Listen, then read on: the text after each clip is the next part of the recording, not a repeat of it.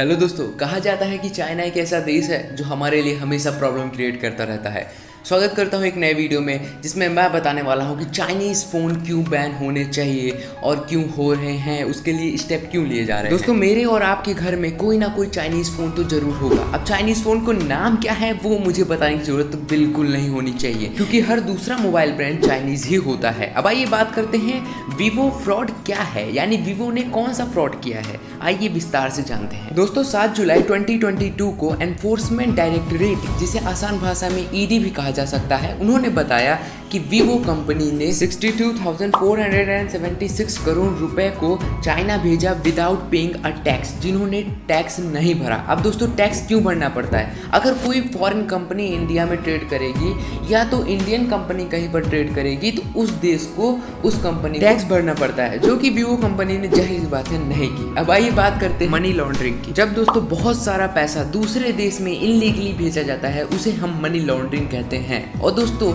ED ने ये claim किया है कि वीवो जैसी मल्टीपल चाइनीज़ कंपनी और साथ ही साथ उनके इंडियन फर्म ने बहुत सारा मनी लॉन्ड्रिंग किया है, और ये अमाउंट 1,25,000 करोड़ से भी ज़्यादा है, जो कि वीवो की हाफ ऑफ द रेवेन्यू है।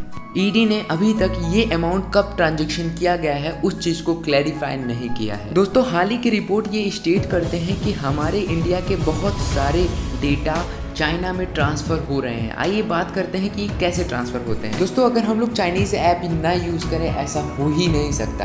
हम लोग बहुत चाइनीज़ ऐप यूज़ करते हैं। हाल ही में टिकटॉक बहुत ज़्यादा वायरल हुआ था, अब भी बहुत ज़्यादा वायरल है, लेकिन इंडिया में ये बैन है। दोस्तों, ऐसे कई सारे ऐप्स हैं जो कि चाइनीज़ हैं और उनमें हम लोग अपने यूज़र डेटा देते हैं उन लोग को, और यही यूज़र डेटा उन लोग के लिए एक इंफॉर्मेशन है। जी हाँ, और मैं आपको ये बता दूं, चाइनीज़ गवर्नमेंट इन सारी इंफॉर्मेशन को गो थ्रू कर सकती है और कोई भी चाइनीज़ गवर्नमेंट को रोक नहीं सकता है, कोई भी कंपनीज इन लोग को रोक नहीं सकती है।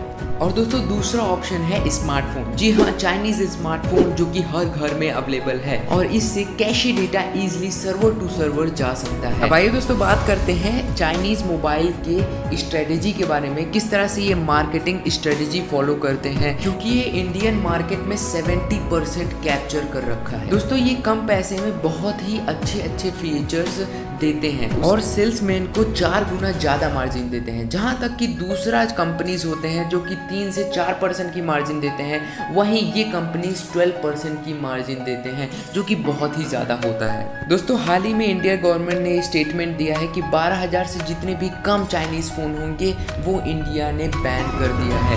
लेकिन दोस्तों, मेरे ख्याल से ऐसा होगा नहीं, क्योंकि ये बहुत ही ज़्यादा मार्केट कैप्चर कर रखा है। अगर ये मोबाइल फ़ोन्स बैन हो जाएंगे तो कई ऐसे लोग होंगे जो कि मोबाइल फ़ोन अफोर्ड नहीं कर पाए। ऐसे में हमें इंडियन फ़ोन को बढ़ावा देना चाहिए, उनको मोटिवेट करना चाहिए। लावा जैसी कंपनी जो कि आगे बढ़ सकती है, उनको कुछ हटकर मोबाइल फ़ोन लॉन्च करने चाहिए, क्योंकि दोस्तों ये देश की सिक्योरिटी की सवाल है और सिक्योरिटी इज़ मोस्ट इम्पॉर्टेंट। दोस्तों, पहले हम फार्मास्यूटिकल रॉ मटेरियल चाइना से इंपोर्ट किया करते थे, लेकिन इंडिया गवर्नमेंट ने 1.3 बिलियन का इन्वेस्टमेंट किया है फार्मास्यूटिकल इंडस्ट्री में। दोस्तों, आज के लिए बस इतना ही। मिलेंगे एक नेक्स्ट वीडियो में, तब तक के लिए बाय बाय।